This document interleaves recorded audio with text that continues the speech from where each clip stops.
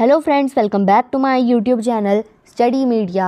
आज मैं आपके लिए लेकर आई हूँ क्लास 8 सामाजिक एवं राजनीतिक जीवन की कार्य पुस्तिका का अध्याय 10, जिसका नाम है कानून और सामाजिक न्याय। पिछली वीडियो में मैंने आपको अध्याय 9 करवाया था। अगर आप मेरे चैनल पर नए हैं और अभी तक आपने मेरे चैनल को सब्सक्राइब नहीं किया है तो प्लीज़ मेरे चैनल को सब्सक्राइब कर लें। मैंने अपने चैनल की प्लेलिस्ट बनाई हुई है, आप जिस भी लेसन को देखना चाहते हैं प्लेलिस्ट में जाके देख सकते हैं। तो चलिए अध्याय 10 शुरू करते हैं। इन चित्रों में क्या हो रहा है लिखो। पहले चित्र में मजदूर फैक्ट्री में काम करने के लिए जा रहे हैं। दूसरे चित्र में मजदूर एक भवन के निर्माण में लगे हैं। आदमी और औरतें दोनों ही मिलकर काम कर रहे हैं, मजदूरी करके अपना पेट पालते हैं। न्यूनतम वेतन से संबंधित कानून में क्या कहा गया है पता करके लिखो। भारतीय संविधान के अनुच्छेद 43 में यह कहा गया है कि प्रत्येक व्यक्ति को ऐसी मजदूरी दी जानी चाहिए जो कार्य अनुसार हो। सामान्य अर्थ में न्यूनतम वेतन का अर्थ प्राय उस मजदूरी से जिसमें कम मजदूरी किसी को नहीं मिलनी चाहिए। इन चित्रों को देखो और आपस में चर्चा करके लिखो कि क्या यह सही हो रहा है। पहले चित्र में एक बच्चा मेज साफ कर रहा है और चाय ला रहा है। दूसरे चित्र में बच्चा हथौड़े से पत्थर तोड़ रहा है। तीसरे चित्र में बच्चा मजदूरी कर रहा है। नहीं, यह सही नहीं हो रहा है।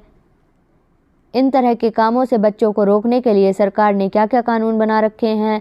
इस तरह के कामों से बच्चों को रोकने के लिए कई कानून बना रखे हैं। कानून, राष्ट्रीय बाल श्रम नीति, पेंसिल पोर्टल, खदान अधिनियम, शिक्षा का अधिकार। निर्माण स्थलों व फैक्ट्रियों में मजदूरी के साथ आए दिन दुर्घटनाएं होती रहती हैं। इनको रोकने के लिए क्या क्या प्रयास किए जा रहे हैं। सामाजिक श्रमिक योजना के तहत फैक्ट्री में दुर्घटना में मौत पर 5 लाख रुपए और घायल को उसके घायल होने की प्रतिशतता के आधार पर सरकार मुआवजा देती है। फैक्ट्री मालिक को भी मुआवजा देना होता है। तुम्हारे घर के आसपास कौन कौन से कारखाने ऐसे हैं जिनसे सामान्य जनजीवन बाधित होता है पता करके लिखो। हमारे आसपास ऐसे कारखाने हैं जो गंदा पानी बहाते हैं, जिसमें हानिकारक रासायनिक मिले होते हैं। फैक्ट्री से धुआं निकलता है जिससे वायु प्रदूषण होता है। कारखानों से मशीनों के चलने की आवाज़ आती है जिससे ध्वनि प्रदूषण होता है। इन कारणों से सामान्य जनजीवन बाधित होता है। अपने आसपास के वातावरण को साफ रखने के लिए क्या क्या किया जा सकता है बातचीत करके लिखो। हमें अपने आसपास के वातावरण को साफ रखने के लिए पॉलीथीन का प्रयोग नहीं करना चाहिए, जूट के थैले का इस्तेमाल करना चाहिए, ज़्यादा से ज़्यादा पेड़ लगाने चाहिए, गंदगी नहीं फैलानी चाहिए, पुनर्चक्रण को अपनाना चाहिए, लोगों को वातावरण साफ रखने के लिए जागरूक करना चाहिए। संविधान के अनुच्छेद 21 के तहत किस आधार की बात की गई है पता करके लिखो। भारतीय संविधान का अनुच्छेद 21 कहता है कि किसी भी व्यक्ति को विधि द्वारा स्थापित प्रक्रिया के अतिरिक्त उसके जीवन और व्यक्तिगत स्वतंत्र के अधिकार से वंचित नहीं किया जा सकता।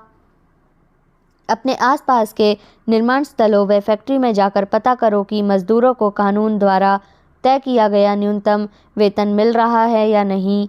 इसका उत्तर है हमने अपने आसपास के निर्माण स्थलों पर फैक्ट्री में जाकर पता किया, उन मजदूरों को कानून द्वारा तय किया गया न्यूनतम वेतन मिल रहा है। मान लो कि तुम किसी रासायनिक फैक्ट्री में काम करने वाले मजदूर हो और सरकार द्वारा तय किए गए न्यूनतम वेतन से भी कम वेतन तुम्हें फैक्ट्री के मालिक द्वारा दिया जा रहा है, तब तुम क्या करोगे लिखो। अगर फैक्ट्री मालिक हमें न्यूनतम वेतन से कम वेतन दे रहा है तो संबंधित लेकर कमिश्नर ऑफिस में लिखित शिकायत कर सकते हैं। तुम्हारे आसपास पर्यावरण किन किन कारणों से प्रदूषित होता है पता करके लिखो। पेड़ों की अंधाधुंध कटाई और बढ़ते कार्बन उत्सर्जन के कारण पर्यावरण तेजी से प्रदूषित होता जा रहा है। वाहनों की बढ़ती संख्या, बढ़ती हुई जनसंख्या, उर्वरकों के उपयोग में निरंतर वृद्धि, वाहित मल, कूड़ा कचरा फेंकना आदि।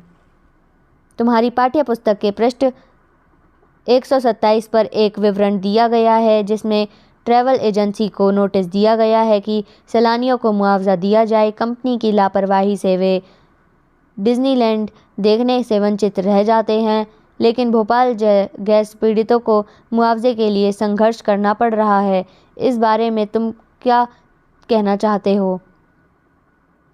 भोपाल गैस पीड़ितों को मुआवजे के लिए संघर्ष करना पड़ रहा है। यह दुर्भाग्य की बात है कि गलती किसी ने की और सज़ा किसी और को मिली। सज़ा भी ऐसी जिसका दंश पूरे जीवन पर्यंत रहे। यदि समय रहते मुआवजा मिल जाता तो वो अपना सही इलाज करवा सकते थे। इतने ज़्यादा लोगों की मृत्यु नहीं होती।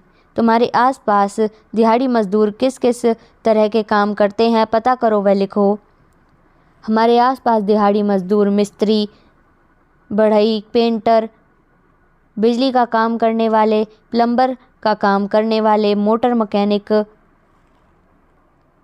स्वच्छ वातावरण सभी लोगों के लिए एक जनसुविधा की तरह होता है। कैसे? आपस में चर्चा करके लिखो।